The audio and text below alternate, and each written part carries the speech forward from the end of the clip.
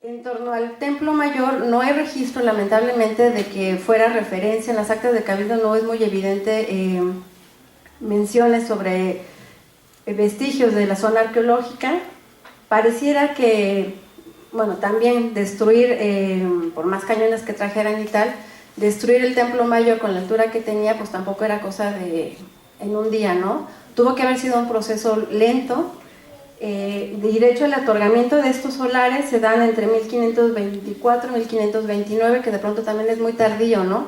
Pareciera por las actas de Cabildo que se les habían dado esos solares, pero hasta 1524, ya que está en funciones el Cabildo, se les pide la documentación. En caso de que no la tuvieran, se les iba a retirar el solar. Entonces pareciera que tampoco habían construido. Entonces suponemos, eso nos hace pensar que pues todavía no estaba tan despejado el terreno, no era un terreno eriazo ni nada, estaban vestigios o piedras, qué sé yo, y a lo mejor eso hizo que se poblara, digamos, empezara a construir ya de manera pues de pronto tan tardía, ¿no? Perdón.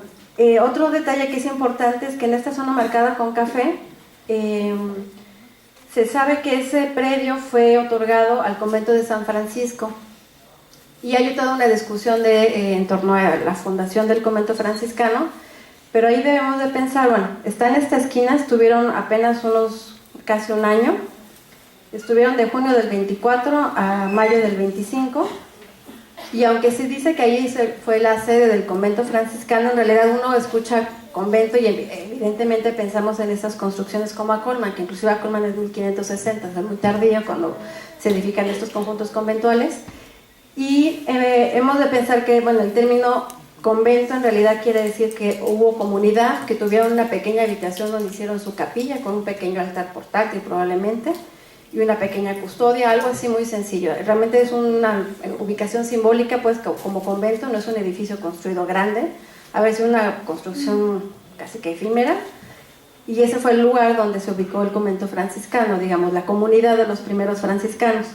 Estuvieron ahí poco tiempo porque en realidad les convenía trasladarse hacia donde se encuentra actualmente todavía parte del convento, por estar más cerca en contacto con los indígenas que estaban en el barrio de San Juan. Entonces, realmente es una cuestión estratégica de su vocación trasladarse de sitio.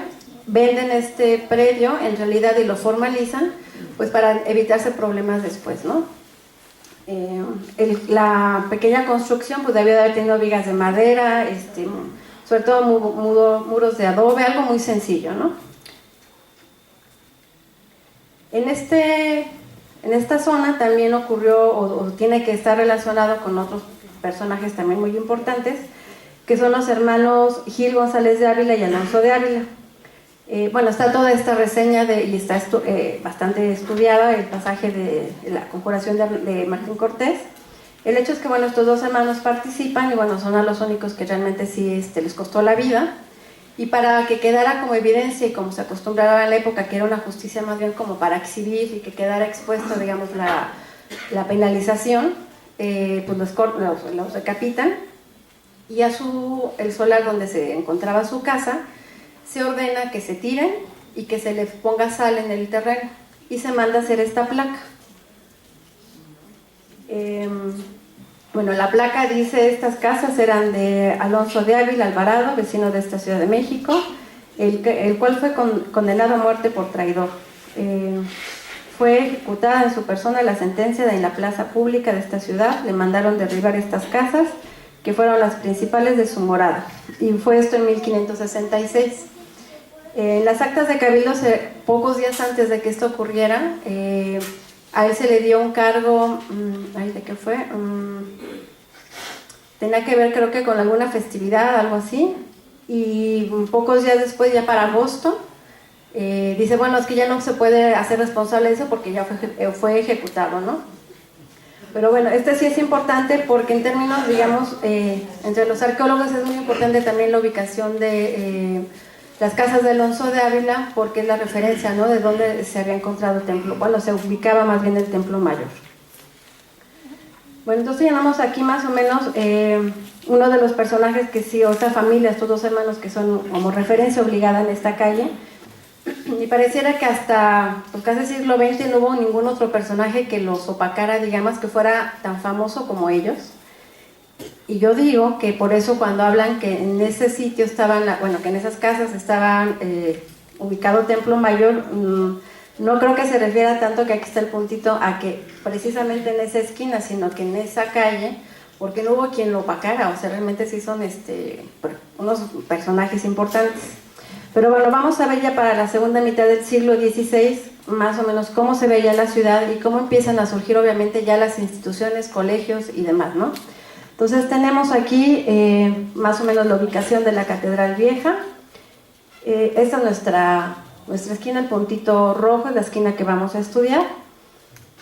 Aquí está la ubicación del solar de los Ávila, y es interesante que enfrente, donde mucho tiempo después estuvo el Colegio Seminario, se ubicó el edificio de la primera universidad.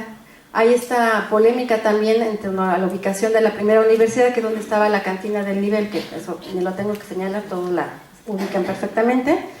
Entonces había una interpretación de que ahí se había ubicado, justo en estos días estaba leyendo este artículo de Cristina Rato, es una colega historiadora del arte, y ella hace toda una revisión de si realmente se ubicaron ahí o no. Y bueno, esta es la propuesta que ella hace a partir del material que localizó, es que aquí se encontró la primera universidad y ya después hacia 1584 se muda, digamos, a la zona de la Plaza del Volador, que está acá. Y bueno, aquí tenemos qué instituciones quedaron, pues el arzobispado, que tampoco es menor cosa, está el arzobispo, pues acá está la catedral, acá está el virrey. Y en torno al predio de los Ávila, bueno, yo hace muchos años que empecé a estudiar la casa de Seminario 12, fue mi primer trabajo de investigación, y siempre me pregunté qué había pasado después de que los Ávila habían sido decapitados y con su terreno. Dije, bueno, sí le echaron sal, ¿y luego qué? Bueno, creo que es una pregunta que me ha perseguido por años, y ahora que estaba justo preparando el PowerPoint, me encontré algunas referencias. Y es interesante, bueno, que es un predio que tampoco ha sido muy analizado, y resulta que sí fue poco después, hacia 1574, fue propiedad de la universidad, no para que construyeran, yo creo que era para construir el proyecto, probablemente sería construir casas para rentarlas y tener de ahí un extra para sufragar sus gastos, ¿no?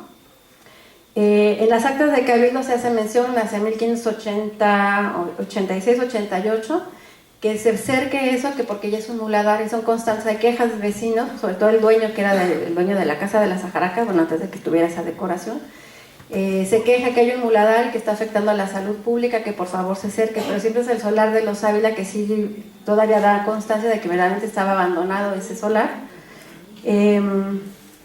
Para 1590 y hasta 1613 vemos que no se construyó nada. Bueno, ya para 1603 hablan de que se vende el edificio del solar de Alonso de Ávila, entonces vean cómo verdaderamente sigue asociado a estos dos hermanos. Y ya después en el siglo XVII pasa, y hasta el siglo XIX creo, pasa el convento de Santa Isabel.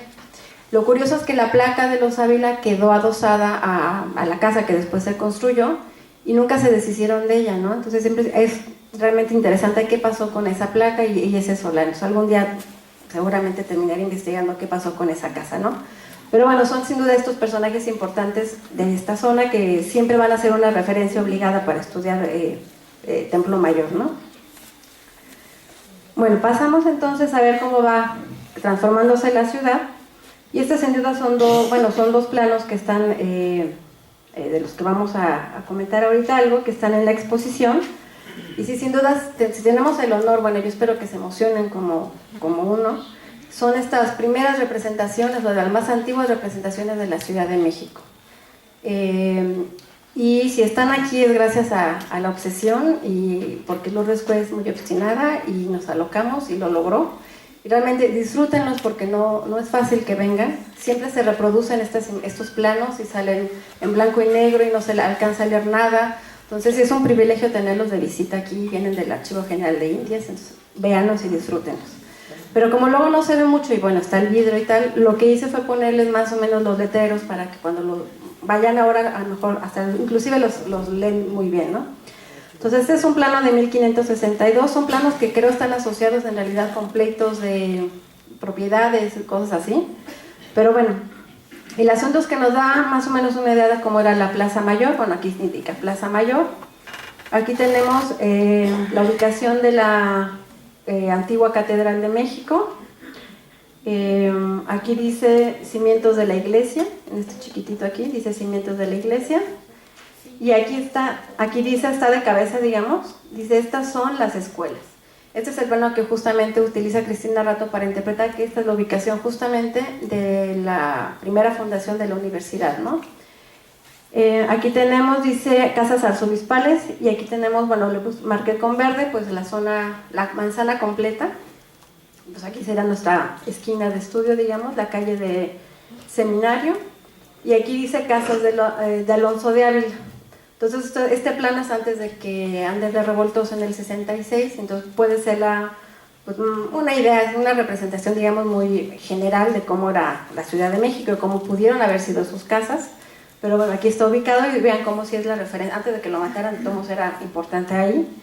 Y por acá dice Portal de Mercaderes. Entonces si uno ve estos planos y piensa en cómo es el Zócalo, pues el Portal de Mercaderes, el mismo solar sigue estando, obviamente son construcciones posteriores, no son del siglo XVI, pero seguimos teniendo el Portal de Mercaderes.